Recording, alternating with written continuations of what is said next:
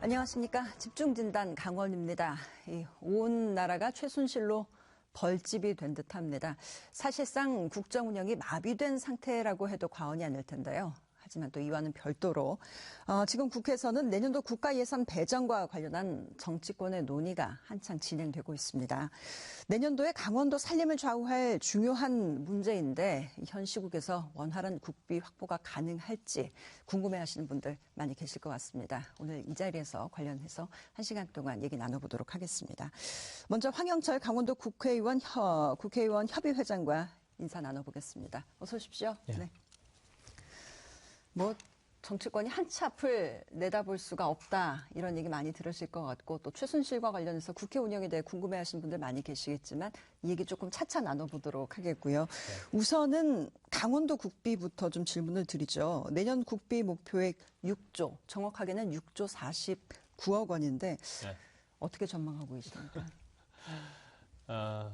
저희 강원도 예산을 보면은 2013년도 예산이 4조 5천억 정도 규모였습니다. 네. 그런데 그것이 2014년도서부터 급격하게 늘어나고 있어서 5조 시대를 열고, 그리고 2015년, 16년이 6조 원 시대를 열었습니다. 그런데 그렇게 급격하게 늘어나서 6조 원 시대를 달성하게 된 데는 동계올림픽 유치가 가장 큰 요인이었습니다. 그래서 동계올림픽과 관련된 인프라를 구축하기 위해서 원주 강릉 철도 사업이 시작이 되고, 또 접근 도로망과 관련된 국비 투입이 이루어지고, 그리고 경기장 및 인프라 건설을 위한 예산들이 집중적으로 투입됐기 때문에 6조 원 시대를 열었거든요.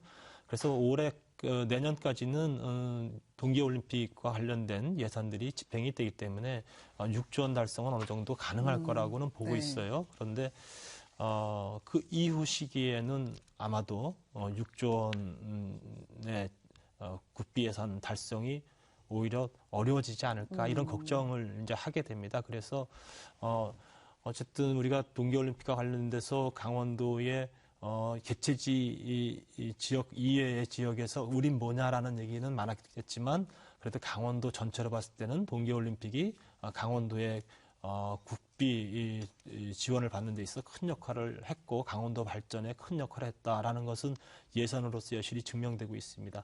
그 이후에 6조 원 시대를 계속 이어나가기 위한 그런 신성장 동력과 새로운 사업들을 우리가 만들어내기 위한 노력을 이제는 다시 시작해야 될 때가 됐다, 이런 네. 말씀도 덧붙여 드려야 될 것 같네요.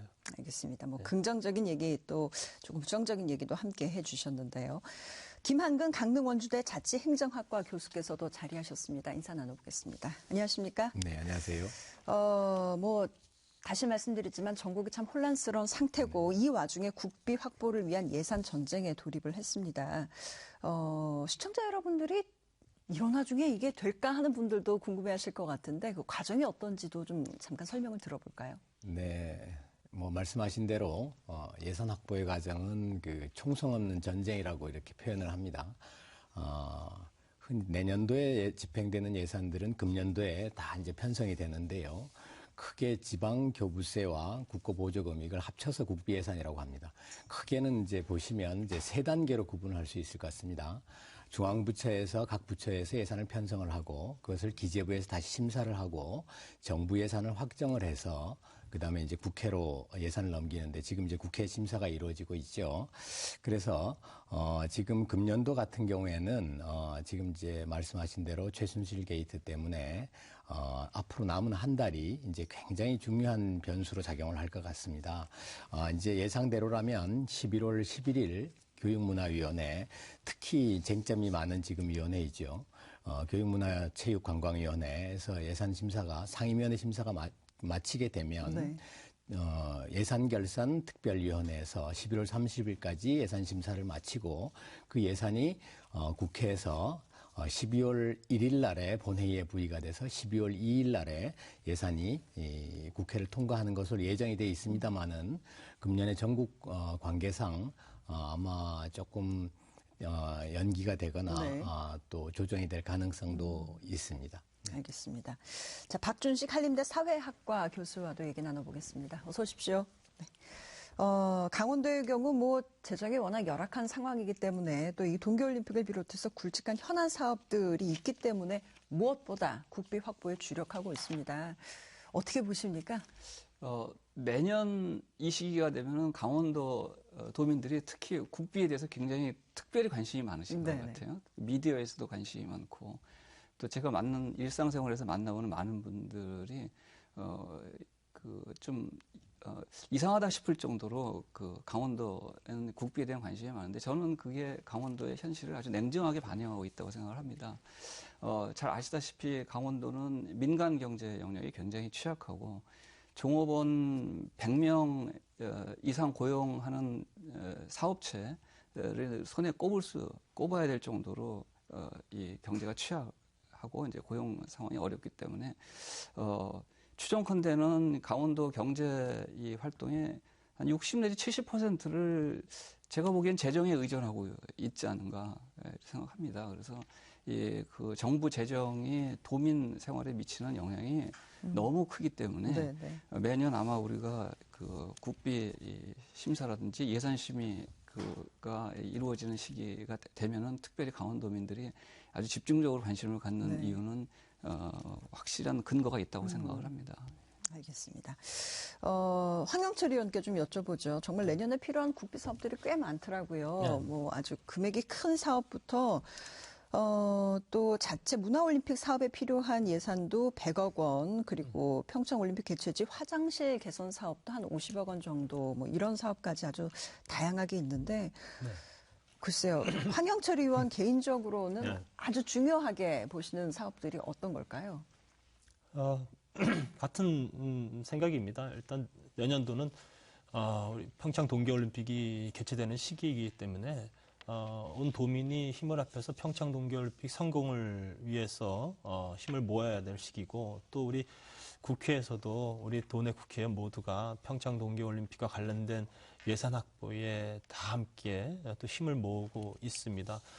중요한 것은 또 내년도에 평창 동계올림픽과 관련된 접근 도로망, 또 접근 철도 이런 것 이외에 다른 지역에서는 4차 5개년 국지도 건설 계획이 올해 8월 달에 확정이 됐는데요. 8월 달에 확정이 되니까 정부 예산은 그 이전에 편성이 확정됩니다.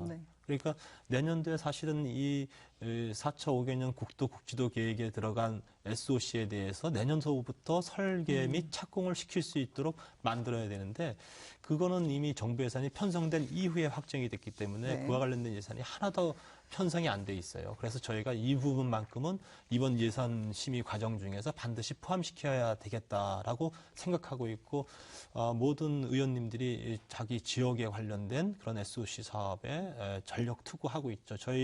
제가 지역구로 가지고 있는 홍천, 철원, 하천, 양구, 인제 5개 지역만 해도 이 사업과 관련된 예산이 6개가 있습니다. 그래서 이 부분을 내년도 예산에 설계 및 착공 예산을 집어넣기 위해서 지금 부단한 노력을 좀 하고 있습니다. 근데 발표를 보니까 정부에서 그 내년도 SOC 예산을 조금 줄이는 추세더라고요. 그렇습니다. 이제 어렵지 않으시겠어요? 복지비 비중이 늘어나기 때문에 늘 이제 SOC 관련 사업이 예전에는 모든 사업의 중심이 되어 있었는데요. 이제는 이제 그런 경향이 좀 사라지고 SOC 관련 사업을 계속 줄이려고 한다기보다 줄어질 수밖에 없는 상황이 되기 때문에 그와 관련된 요구에 부응하지 못하는 사례들이 많이 있죠.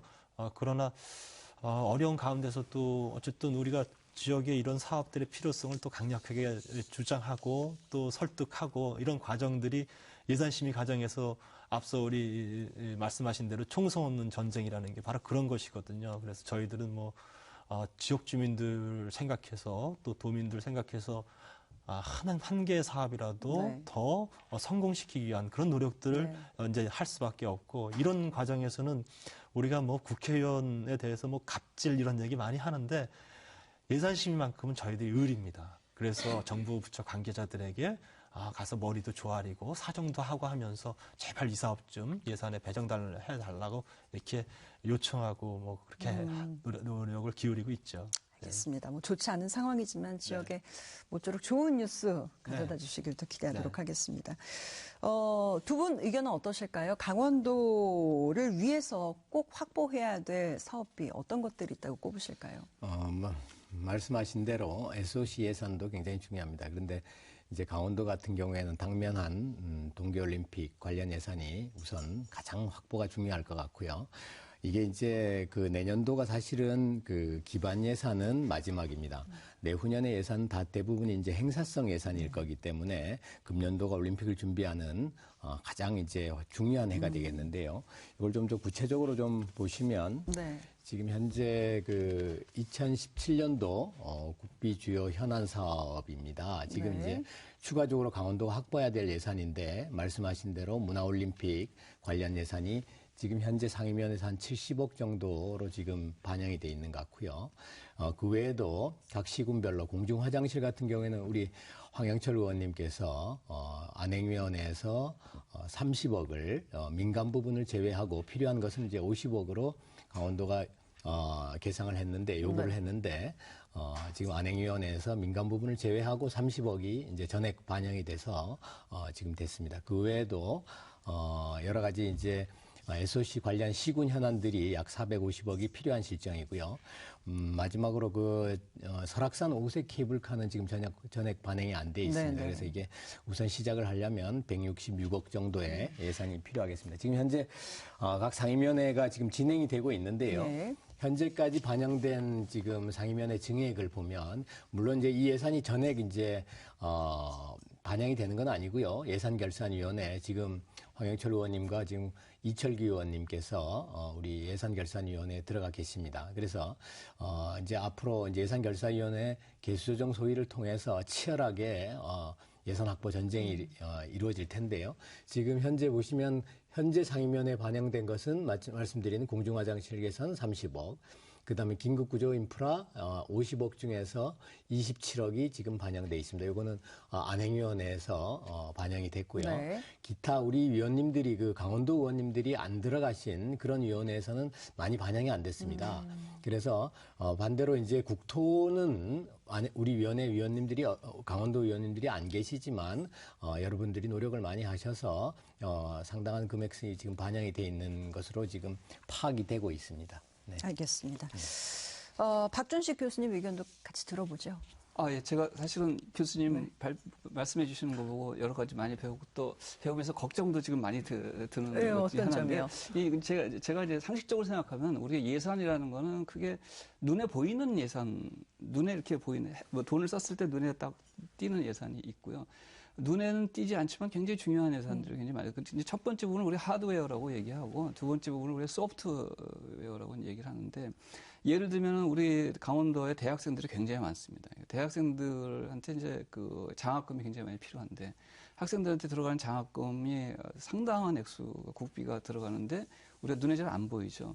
근데 지금 이제 그 많은 분들이 이제 또 국회의원들께서는 특히 눈에 보이는 예산에 관심이 많으시더라고요. 아무래도. 그러니까, 근데 사실은 이제 앞으로는 제가 보기엔 눈에 보이지 않는 예산이 강원도에 굉장히 중요합니다. 예를 들면은 문화관광 인프라 얘기 굉장히 많이 하는데 아무리 문화관광 인프라 고속도로 많이 만들어도 그 강원도에 지금 1년에 방문하는 관광객 수가 뭐 연간 2천만 명이 넘었다는 얘기는 수년 전에 들었거든요. 근데 그분들이 진짜 강원도의 소비를 불러일으키려면 소프트웨어와 프로그램이 다 있어야 되고 또 강원도의 그런 문화관광 인프라를 잘 경영할 수 있는 어떤 인적 자원이 육성돼야 되는 거 아닙니까? 눈에 보이지 않는 이제 그 부분이라고 할 수 있는데 이런 부분과 관련된 사업과 예산이 지금 앞으로 우리나라 국가 경제에서 엄청나게 중요할 거라고 생각이 들고요. 평창 올림픽이 끝나면 바로 다음 해부터 제가 보기엔 이런 것에 기반이 약한 그 지역들이 상대적으로 예산 경쟁에서 뒤떨어질 거라고 생각합니다. 그리고 강원도는 또 저소득층이 굉장히 많지 않습니까? 사회적으로 소외된 계층들은 얼마나 많습니까? 또 여성들 이제 보육 문제라든지 뭐 학생들 장학금 문제라든지 이런 여러 가지 것들을 분에도 보이지 않는 예산이지만 저는 좀 이런 부분들에 대해서 우리가 관심이 너무 적다고 생각합니다. 그래서 눈에 보이는 것만 관심 갖지 마시고 또 우리 강원도 의원들께서도 보니까 그런 위원회에 많이 찾아가시는 것 같은데, 지금 이제 이미 국가 예산 전체에 차지하는 비중이 눈에 안 보이는 예산이 훨씬 많습니다. 눈에 보이는 예산보다. 근데 그런 부분들에서 우리 강원도 국회의원들이 얼마나 열심히 뛰고 계신지는 좀 오늘 그 말씀 주신 거에서는 좀 잘 확인이 안 되네요. 네. 지금 네, 박 교수님 말씀에 좀 혀를 찔리시는 설명이 좀 필요한 부분이 네. 있는 것 같아요. 그러니까 지금 말씀하신 대로 눈에 안 보이는 예산들은 이제 크게 이제 두 가지로 나눠질 수가 있어요. 그러니까 첫 번째는 이 눈에 안 보이는 예산들은 국가 전체 예산으로 모든 시도에 동일하게 사업이 진행되는 것들. 그러니까 뭐 복지 예산이라든지 일자리 창출 예산이라든지 여러 가지 또 R&D 사업이라든지 이제 이런 것들은 전체 국가 예산으로 편성돼서 특정 지역의 명칭이 들어가지 않는 예산으로 편성이 되는 것이죠. 그래서 그런 부분들에 대해서는 전체 우리 지금 예결위 차원에서 전체 심의를 하면서 그거는 중앙정부 전체 틀 속에서 논의가 이루어지고 있습니다. 두 번째는요. 지역에 이런 안 보이는 사업들은 대부분이 공모 사업으로 시행되는 사업들이 굉장히 많습니다. 그래서 어떤 지역에서 뭐 대학이라든지 아니면 각 지자체가 어떤 특정한 사업에 배정된 예산을 따기 위한 노력들을 이후에 계속 해야 되는 겁니다. 그래서 좋은 프로그램을 가지고 이 사업 예산에 공모를 해서 그 결정돼서 공모에 채택이 돼서 거기서 이제 예산이 배정되게 되는 것이죠. 그래서 이런 등등의 예산들이 굉장히 많은데요. 일례를 들어보면 제가 이번 예산 심의하면서 가장 좀 힘줘서 얘기했던 부분들이 LPG 배관망 사업이라는 것이 있어요. 이런 사업들은 대도시에는 다 도시가스가 들어가잖아요. 근데 작은 군에는 이런 도시가스 공급을 못 받기 때문에 오히려 못 살고 어려운 지역의 주민들이 더 많은 연료비를 내야 되는 그런 형편인 겁니다. 빈입빈 부입비 현상이 일어나는 것이죠. 이런 것들을 산자부가 해결하기 위해서 LPG 배관망 사업이라는 것을 시행을 하는데 이 사업에 대해서 정부가 큰 관심을 안 갖고 있어요. 그래서 산자부가 좋은 사업 내용을 내놓았음에도 불구하고 정부가 이런 사업을 적극 지원하지 않는 게 정부라고 얘기했을 때는 정부 내에서도 이제 사업부서가 있고 예산부서가 있는데 이 기재부가 이 사업에 대해서 별 신통치 않은 거예요. 그래서 경제부총리한테도 이 사업이 적극적으로 시행될수록 해야 된다. 이것이 바로 서민들을 위한 사업임을 분명히 명심하라라고 이야기를 했고요. 그리고 또 강원도 같은 경우는 산림과 관련된 사업이 매우 중요하다고 저는 생각을 합니다. 80% 이상이고 전국에서 가장 산림 인프라가 좋음에도 불구하고 이것을 소득과 연결시키고 또 새로운 일자리 창출과 연결시키는 부분이 매우 부족해서 이 부분에 대해서 정부 차원에다가 굉장히 요구를 강하게 하고 있어요. 그런데 그럼에도 불구하고 또 이 사업이 말씀하신 대로 딱 무슨 뭐 다리를 놓거나 도로를 닦거나 이런 차원에서 눈에 딱 띄지 않으니까 네네. 정부가 관심을 안 갖는 거예요. 그래서 이런 부분에 대해서도 정부가 적극적으로 지원해야 된다고 생각하고 강원도도 바로 이런 숲과 관련된 인프라를 활용한 새로운 소득 창출과 또 강원도의 생산성을 높이기 위한 노력들 이런 것들을 예산에 반영하기 위한 노력들을 네. 적극적으로 해야 되겠다 이런 말씀을 드립니다. 정부조차 사실 눈에 보이는 사업에 관심이 더 많다라는 네, 말씀이신데 그렇습니다. 박준식 교수님 어떻게 답변 없이 그냥 넘어갈까요? 예, 뭐 나중에 또 네. 이 문제와 관련해서 네. 말씀드릴 내용이 있어서. 네, 알겠습니다. 그렇습니다. 우선은 발등에 그 불이 떨어졌기 때문에 동계올림픽과 관련된 얘기를 좀 위주로 나눠봤습니다만 눈에 보이지 않는 사업 부분의 중요성에 대한 지적도 들어봤고요. 사실 뭐 어느 것 하나 중요하지 않은 사업비가 있겠습니까? 하지만 문제는 어떤 전략과 논리로 이 현안 예산을 최대한 확보할 것인가 하는 부분에 있는데요. 사실 의석수가 8석밖에 되지 않는 강원도 내 국회의원들만의 힘으로는 여러 가지로 좀 부족한 상황이라는 게 사실입니다. 이 부분은 먼저 그 김한식 교수님 의견을 들어볼까요? 그 도 출신 연구 국회의원 등 뭐 다방면의 힘을 좀 모아보자 하는 목소리도 있는데 글쎄요. 어떤 방법들이 있다고 보십니까? 네, 우선은 그 당연한 얘기지만 일단 전략상으로는 그 지금 정부 예산이 편성된 것을 상임위원 단계에서 지키고 또 일부 증액을 시키고 반영되지 않은 필요 사업들에 대해서는 예결위원회에서 반드시 이제 반영을 해야 되는 공격적인 전략이 필요할 텐데요. 말씀하신 대로 강원도 의원님들이 지금 8분밖에 안 계십니다. 경기도만 해도 50분이고요. 이 중에 수원 60분 가까이 되고요. 네. 수원만 해도 5분입니다. 그러니까 강원도 의원님들이 사실은 2배, 3배 노력을 하셔야 되고요. 그래서 선택과 집중이 제 생각에는 가장 중요하다고 생각하는데 지금 예산이 이제 국회로 넘어온 상태가 아니겠습니까? 그래서 증액을 하려면 반드시 그 기재부의 정부의 동의가 필요합니다. 예산결산위원회에. 그래서 정부를 설득하는 논리 개발이 이제 필요할 것 같고요. 그것은 이제 강원도에서 나름대로 치밀한 전략을 수립을 해서 논리를 개발을 해야 될 것 같고요. 그 다음에 같은 이제 공무원들 입장에서 보면 국회 내에 또 예산정책처가 있고요. 상임위원회 전문위원이라든가 수석 전문위원 이런 전문가인 공무원이 있어서 이 설득하는 것도 중요하지만 네. 결국은 국회의원님들의 역할이 이제 가장 중요합니다. 그래서 8분 의원님들이 몇 배의 노력을 좀 기울여 주셔야 될 것 같고 특히 이번에 이제 예산결산위원회에 들어가신 2분의 우리 황영철 의원님과 이철규 의원님의 역할이 중요하고 제가 좀 표가 하나를 좀 조사를 해봤습니다. 예. 과거에 우리 18대 19대 국회 예결위 예산안 조정소위원회 위원님 선정되신 위원님들인데요. 사실은 국회 이제 예산 과정에서 가장 중요한 것이 예산결산특별위원회, 특히 개수조정소위원회입니다. 여기서는 실질적으로 예산을 가감을 하거든요. 그런데 지금 보시면 강원도 국회의원들이 3분이 들어갔습니다. 3번 들어간 거죠. 그래서 18대 2번, 이번에 19대 1번 들어갔고 이번에 이제 예산결산위원회 우리 황영철 의원님이 들어가셨는데 강원 연구원으로는 네. 춘천 출신의 춘천고등학교를 졸업하신 지역구는 물론 강원도가 아닙니다만은 윤호중 의원님이 한번 들어가셨습니다. 그래서 전체적으로 보면 이 예산결산위원회 개수조정소위원회의 역할들이 이제 굉장히 중요하고요. 말씀하신 대로 강원도의 연구원들도 충분히 활용을 해야 되고 그다음에 얘가 여주 원주 복선전탈 과정에서 그 당시에 간사였던 개수조정위원회 간사였던 윤호중 의원님이 굉장히 역할을 많이 이렇게 해주신 걸로 제가 기억을 하고 있고요. 이번에도 사실은 이제 현재 이제 한 2년마다 한 번씩 이제 강원도가 포함이 되는데 현실적으로 들어가기가 굉장히 좀 어렵다고 보여지면 이제 개수조정소위원회는 이제 11월 말쯤 중순 이후에 이제 결정이 되는데요.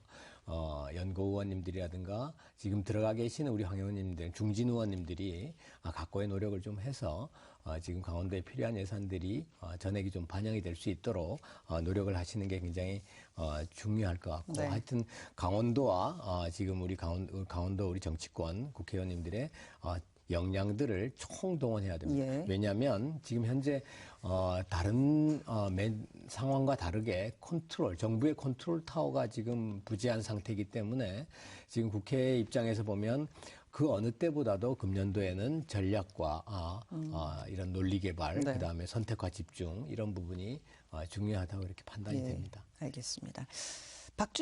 박준식 교수님 의견도 들어보죠. 앞에 논리 개발 말씀해 주셨는데 사실 그동안은 강원도는 낙후 지역이기 때문에 조금 더 배려를 받아야 된다라는 논리가 사실 지배적이었거든요. 이 부분에 대해서도 어떻게 보십니까? 저는 이제 사회과학적인 용어로 우리가 프레임이라는 말을 많이 쓰는데요. 정치나 예산 확보 정책도 제가 봤을 때는 어떤 큰 프레임 안에서 네. 이루어지는 거 아닙니까?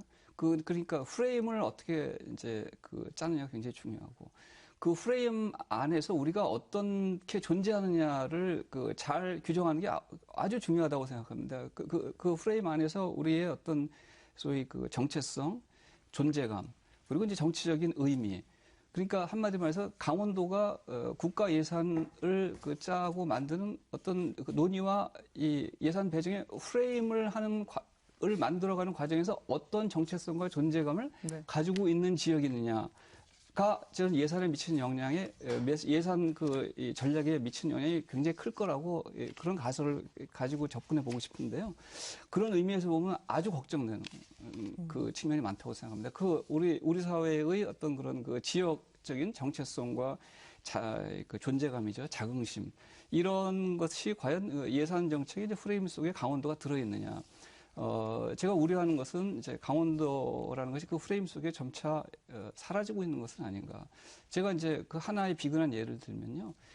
대학에 대한 평가를 할 때 네. 우리 강원 지역에 있는 대학들이 15개가 넘습니다. 넘는데 우리 강원도에 있는 그 대학들은 대구 경북권의 일부로 프레임되어 있습니다. 그러니까 교육부에서 어떤 예산과 관련된 평가를 할 때 강원도 대학들은 대구 경북권의 대학이라는 거죠.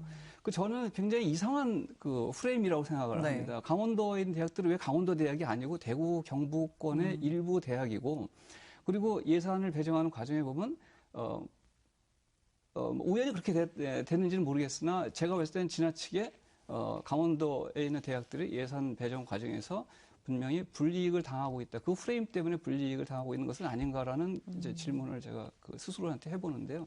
그런 이 프레임이 자꾸 그 축소되는 거, 그게 문제라고 생각을 합니다. 그래서 무엇보다도 그런 그 예산도 아까 그 전쟁에 가까운 경쟁이라고 말씀을 하셨지만, 그러나 경쟁도 어떤 프레임 안에서 진행되는 거 아닙니까? 그런 프레임을 우리가 확보하기 위해서 우리의 어떤 강원도의 정체성과 존재감을 확실하게 각인하기 위한 전략이 굉장히 중요할 거라는 생각을 해봤습니다. 알겠습니다. 세세한 얘기부터 좀 더 큰 틀에서 지적도 있었습니다.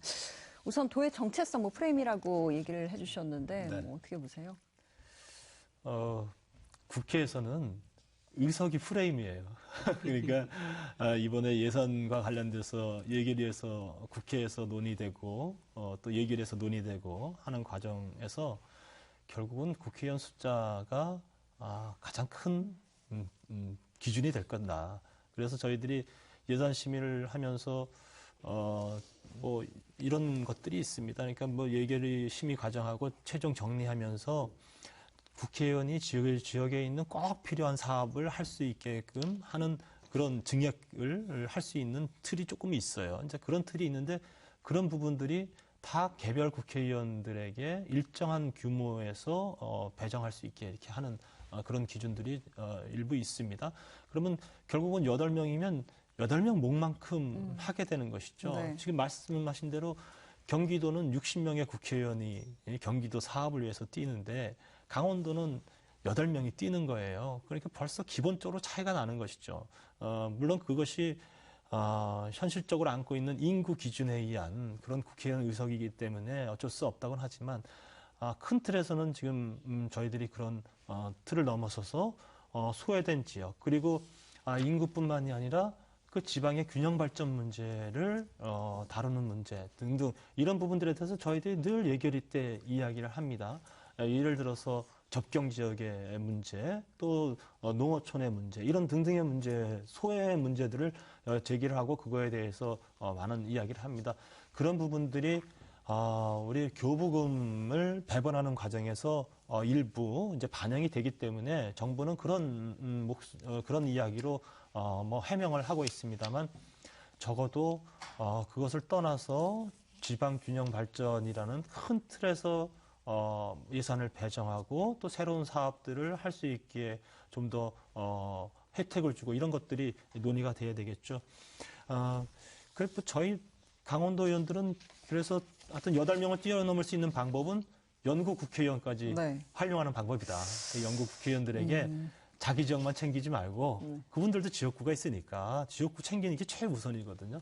우리 강원도 예산과 관련돼서 이런 부분에 있어서는 꼭 그 상임위에서 좀 챙겨달라. 저희들이 그렇게 하고 있습니다. 8명의 국회의원이 모든 상임위에 다 들어갈 수가 없잖아요. 그럼 들어가지 못한 상임위에 먼저 강원도 연구 국회의원이 있으면 연구 국회의원을 찾아가서 우리 강원도에 이런 사업이 있으니까 이 사업은 상임위에서 꼭 배정될 수 있게 해달라고 노력하는 방법이 있고요. 또 하나는 예결위에서 이제 곧 이제 소위가 구성이 돼서 소위에서 결국은 개수정수 소위에서 실질적인 이제 예산 증감의 문제를 논의를 하게 되는데 이때도 우리 강원도의 몫이 배정 안 될 가능성이 현재로서는 매우 큽니다. 그런데 너무나 다행스러운 것은요. 새누리당의 예결위 간사가 춘천에서 고등학교를 졸업한 의원입니다. 네. 주광덕 간사가 춘천에서 고등학교를 졸업해서 이 주광덕 간사에게 저는 아주 가서 매달리고 있습니다. 강원도 예산만큼은 새누리당 간사면은 야당이 위원장이기 때문에 결국은 여당 위원장의 역할을 하거든요. 그래서 주광덕 간사에게 강원도 예산은 꼭 책임지고 해달라고 요청하고 있습니다. 알겠습니다. 그런데 사실 저도 좀 혼란스럽습니다. 지연 학연에 대해서 부정적인 얘기를 많이 하는데 이렇게 지역 입장에서는 지연과 학연을 활용하지 않으면 특히 지역 예산을 배정받을 때는 이게 불가능한 면이 많이 있더군요. 어쨌건 앞서서 뭐 춘천 연고 얘기도 나왔고 지연과 학연을 활용하자라는 얘기도 나왔고 또 예산 배정 때 개인의 역량을 좀 활용하는 부분이 있다. 뭐 좀 감을 잡으신 분들도 계실 것 같습니다. 쪽지 예산과도 좀 일맥상통하는 부분인데요. 이 쪽지 예산을 놓고도 뭐 사실 긍정적인 의견도 있고 좀 부정적인 시선도 있고 합니다. 어쨌건 김영란법 시행으로 위법 논란이 일고 있는데 국민권익위원회에서는 이 쪽지 예산이 적법한 것이다라고 했다가 다시 좀 말을 바꿔서 관련 부처에서 알아서 해라라고 얘기가 나왔습니다. 뭐 국회 분위기가 좀 많이 달라지지 않을까 하는 우려도 있는데 이 부분에 대해서도 좀 짧게 얘기를 들어볼까요? 이제 쪽지 예산이라는 것이 저희들이 예산이 정부에서 편성된 예산이 오면 국회에서 손을 대야 됩니다. 그런 손을 대는 방법 중에 여러 가지가 있는데 각 상임위에서 논의되는 과정 중에는 저희들이 뭐 사업과 관련된 파일들이라든가 이런 것들 많아서 이런 서류를 각각 개별위원에게 전달하고 하는 과정들을 합니다. 그런데 최종적으로 논의되는 개수조정 소위에는 너무나 많은 서류들이 쌓여 있고 그러기 때문에 아주 그것을 간략하게 요약해서 예산 개수조정 소위원들한테 전달하는 방법이 아주 작은 쪽지에다가 짧게 정리를 해서 주는 것이 결국 쪽지 예산인데요. 그런 방법이 아니면은 정부 예산 그대로 할 수밖에 없지 않습니까? 그러면 국회에서 할 수 있는 역할은 없고 지역에서 꼭 필요한 사업인데 정부가 가지지 못한 사업들을 예산에 포함시킬 수가 없어요. 그런 방법이기 때문에 쪽지 예산을 부정적으로만 봐서는 안 된다라고 생각하고요. 다만 문제는 이 쪽지 예산이 사업의 필요성, 타당성을 넘어서서 특정 그렇죠. 뭐 아니면 특정 권력 뭐 이것 때문에 좌우되는 것처럼 비춰지니까 그런 부분은 상당히 문제 지적을 받을 만하죠. 알겠습니다. 쪽지 예산 부작용도 큽니다만 얘기 들은 대로 이렇게 수도권의 예산이 많이 편중된 상황에서 지역의 입장에서는 이제 할 수 있는 방안이 없다라는 얘기도 나옵니다. 김한근 교수님 의견도 좀 들어보죠. 네, 사실은 이 쪽지 예산이라는 것은 원칙적인 것은 아니죠. 이제 국회의원들의 경우에는 서면 질의서 또는 이제 구두 질의서를 통해서 필요한 본인들의 이제 주장이라든가 담아야 될 내용들을 개수조정위원회에 충분히 이제 개진을 할 수가 있는데 그 와중에서 이제 삭감 조정이 구체적으로 이루어지고 있으니까 삭감된 부분에 대해서는 그걸 다시 정리해 가자는 그런 얘기가 있는데요. 그래서 쪽지를 사실 요즘은 쪽지를 거의 안 쓰고요. 우선 카톡 예산이라고 하고. 그렇습니까? 네, 그렇습니다. 이제 SNS 예산이라고 이렇게 지금 하고 있는데 아까도 제가 이제 도표를 보여드렸습니다만은 강원도 경우에는 이제 개수조정위원회에 들어가는 횟수가 이제 굉장히 현저하게 이제 강원도의 정치적인 현실을 이제 단적으로 보여주는 내용인데요. 그래서 지금 연구원님들까지 네트워크를 총동원해야 된다라고 말씀을 이제 하시지만 현실적으로 사실은 접근이 불가능합니다. 이게 개수조정위원회가 이제 외부와 차단돼서 예산을 이제 심사하기 때문에 가장 중요한 것은 우선 서면 질의서라든가 이런 걸 통해서 이제 충분히 여러 번 그 관련된 질의가 반복이 되면 개수조정위원들이 상당히 압박을 받거든요, 실질적으로. 근데 금년도의 경우에는 예산결산위원회 위원장이 소위원회 위원장을 겸임합니다. 그래서 지금 도지사 야당으로 이제 지금 김현미 위원장인데요. 그래서 여건은 구도는 나쁘지 않다고 생각합니다. 왜냐하면 도지사께서 이제 같은 이제 위원장하고 같은 당이고 또 우리 춘천 말씀하신 대로 황 의원님 말씀하신 대로 주광덕 의원님이 친강원 의원이시고 그래서 개수조정위원회 비록 우리 강원도 의원님들이 못 들어가더라도 네. 그렇게 구도 자체는 나쁜 여건이 아닌 것 같아서 개수조정위원회를 최대한 활용할 수 있는 그런 여건이 있고요. 또 하나는 이제 굉장히 중요한 부분인데요. 예산이 통과가 될 때 예산 부수 법안이라 그래서 법률이 같이 개정이 돼야 됩니다. 이제 조세 관련 법들, 기타 예산과 관련된 법률들이 이제 같이 개정이 되는데 이 법안도 마찬가지로 법사위원회를 통과해야 됩니다. 그래서 우리 두 분 우리 강원도에 삼선 의원님 계시지 않습니까? 황 의원님하고 이제 권성동 의원님이 법사위원장을 맡고 있는데요. 이 법사위원회의 이 법률안들을 최대한 활용해서 정부 동의를 이끌어내야 됩니다. 그래서 정부가 동의하지 않으면 증액이 이루어지지 않기 때문에 이 부분에 대해서는 확실하게 우리 강원도가 공조 체제를 해서 네. 초당적인 협력을 이제 해야 될 것으로 이렇게 생각이 됩니다. 어쨌건 지역 간 불균형이 이렇게 심한 경우에는 좀 불가피한 제재 장치로 보시는 거죠. 알겠습니다. 오늘만큼은 제가 이 지연 학연을 타파하자 뭐 이런 얘기를 못 꺼내겠네요. 자, 이렇게 뭐 얘기 들으신 대로 내년 예산안 심사가 예산 전쟁으로 지금 진행 중입니다. 뭐 가장 궁금하신 부분이 아닐까 싶어서 지금 좀 슬쩍 얘기를 꺼내보겠습니다. 최순실 관련한 예산 의혹도 더불어서 눈덩이처럼 커져가고 있는데요. 이 예산 심의가 뭐 이런 분위기라면은 부실하게 또 흘러가는 게 아니냐라는 걱정 어린 시선도 있습니다. 박준식 교수님께 먼저 질문 드려볼까요? 최순실 게이트 내지는 최순실 사태로 인한 지금 국정 마비 상황 어떻게 보고 계실까요? 예, 제가 국정까지 그 의견을 가지고 있는 건 아니고 다만 강원도의 그 입장에서 봤을 때 아주 걱정되고 머리 아픈 측면이 굉장히 많이 있다고 생각을 하고 정말 잘 해야 된다고 느낌을 갖는 것 중에 하나가 제가 사실이 아니기를 바라지만 이제 그 최순실 그 게이트와 관련된 아주 핵심적인 이 인물들이 평창 동계올림픽 예산을 그 언론에서 제가 본 걸 그대로 코트합니다. 그러니까 인용하는데 노렸다 이런 말 쓰고 그 평창 동계올림픽 뭐 행사와 관련된 여러 가지 예산을 아마 쪽지로 받아가기 위해서 또 그 정체불명의 회사들을 다 준비하고 있었다.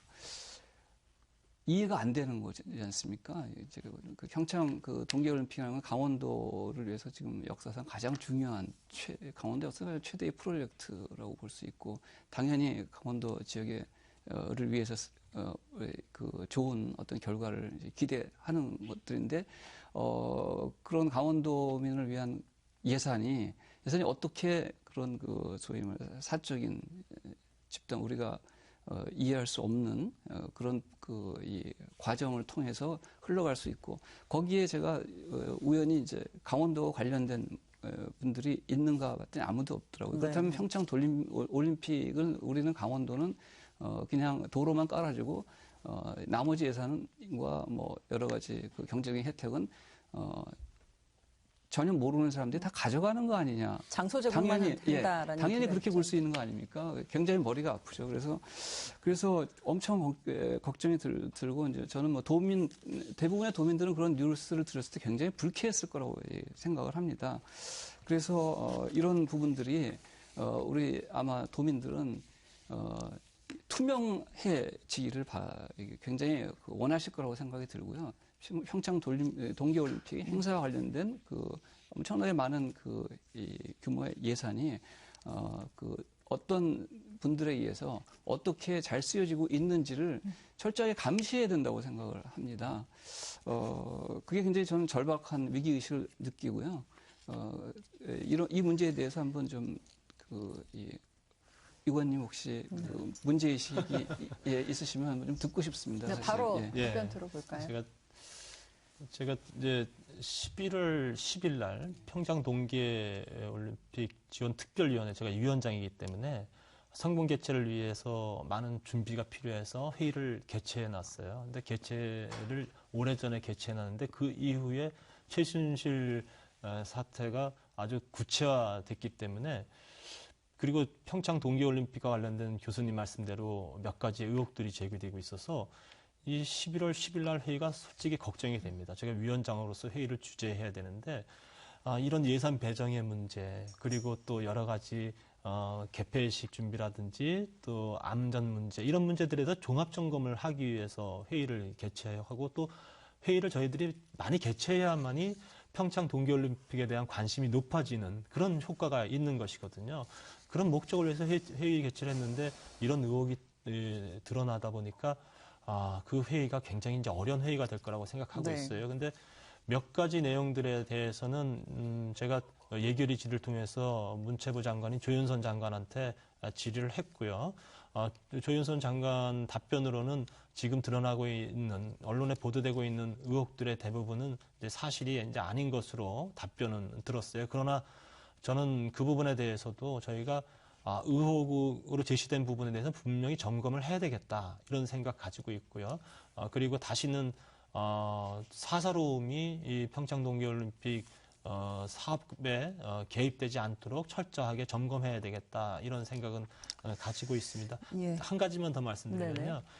야당에서 그 오색 케이블카 관련돼서 아주 강하게 무슨 최순실과 관련돼서 미르재단 K스포츠 이렇게 관련된 것처럼 성명서를 발표했어요. 전혀 사실이 아니거든요.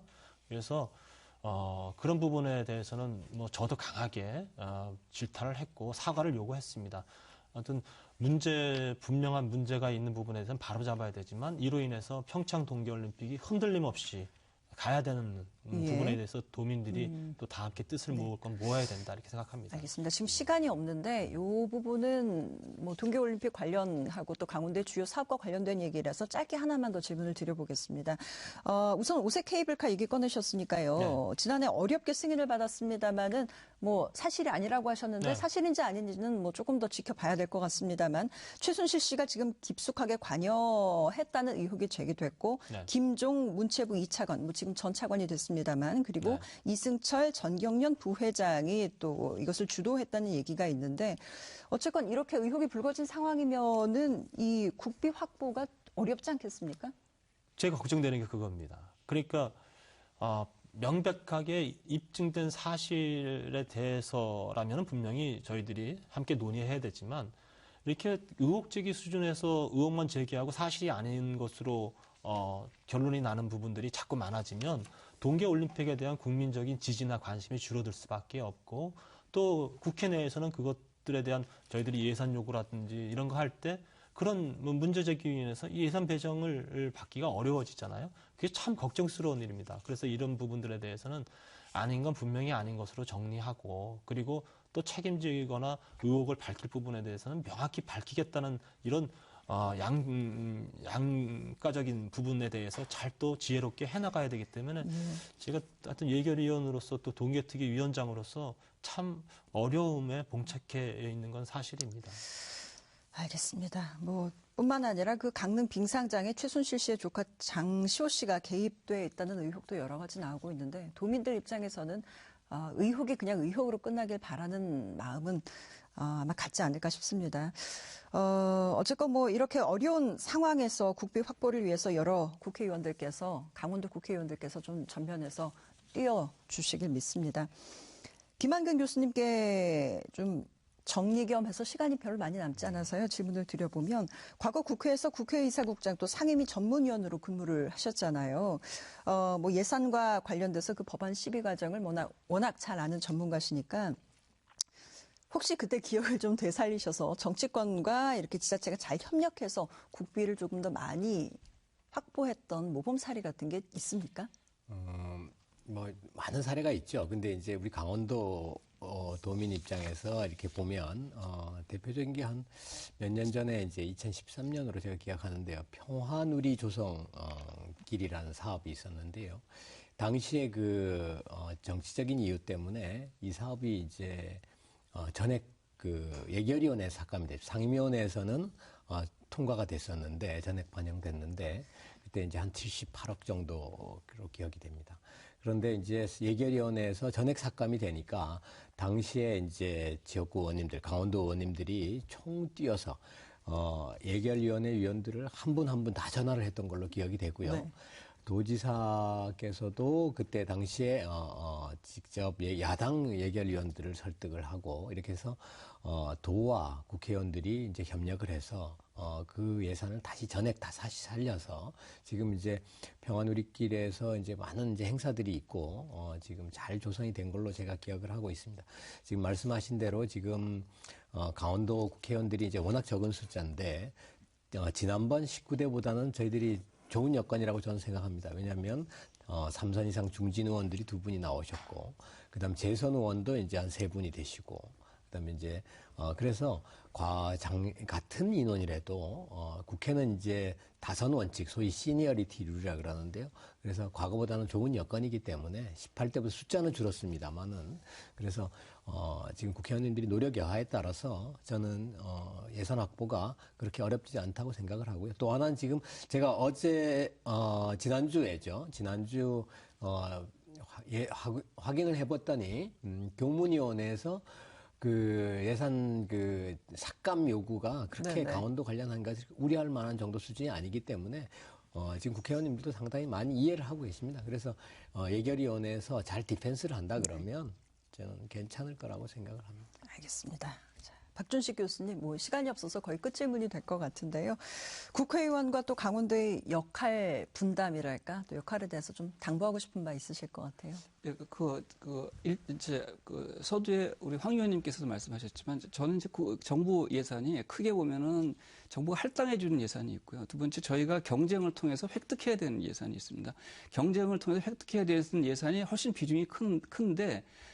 제가 봤을 때는 그 부분에 대해서 우리가 강원도가 굉장히 파트너십이 취약하다고 생각합니다. 정치권, 그다음에 지방정부, 대학. 저희 대학만 해도 한참 제가 일을 할 때는 연간 저희가 경쟁을 해서 스스로 따온 예산이 연간 150억을 넘었던 걸로 제가 기억하는 거 있습니다만 지금 그 말씀하시는 평창 동계올림픽 문화 예산 사업으로 그 국회의원들께서 총력을 다한 사업이 100억밖에 안 됩니다. 그러면 과연 그런 것들을 보고 계시는지 제가 사실 질문 드리고 싶고요. 그런 예산을 따기 위해서는 되게 이 지역의 국회의원들과 지방 정부와 그다음에 지역의 여러 이해 당사자들이 이 상당히 강한 결속력으로 뭉쳐서 파트너십 체제를 구축해야 되는데 제가 저희들이 이런 것을 대학 같은 데서 준비하면서 이 어떤 그런 파트너십을 얘기할 때 국회의원들께서 같이 어떤 도와주시고 또 행사를 같이 해주시고 이런 거를 거의 보지 못했습니다. 지방 정부도 마찬가지예요. 그런 걸 보면은 우리나라 우리 강원도에 지금 소위 정치권이나 또 지방 정부나 이런 데서 할 일이 굉장히 많다고 저는 느끼고 있습니다. 알겠습니다. 요즘 최순실이란 이름을 빼놓고는 얘기가 진행이 안 될 정도라고 하죠. 일각에선 정치에 관심이 없는 사람들까지도 국정 운영에 끌어들였다는 면에서 긍정적인 면도 있다라고 쓴 웃음을 짓는 사람도 있습니다. 웃어야 될지 울어야 될지 모르는 얘기겠는데요. 강원도민 여러분들도 충격과 분노 또 걱정으로 착잡한 심정이시리라 봅니다. 하지만 강원도로서는 지금 중요한 변화를 앞둔 절체절명의 시기이기 때문에 국민들 모두가 힘과 뜻을 모아야 되지 않을까 싶고요. 더불어서 현재 진행되고 있는 예산 심의에 차질 없는 그리고 의혹 없는 심의를 촉구하면서 이 시간 마무리 짓도록 하겠습니다. 저희는 다음 시간에 다시 인사드리죠. 안녕히 계십시오.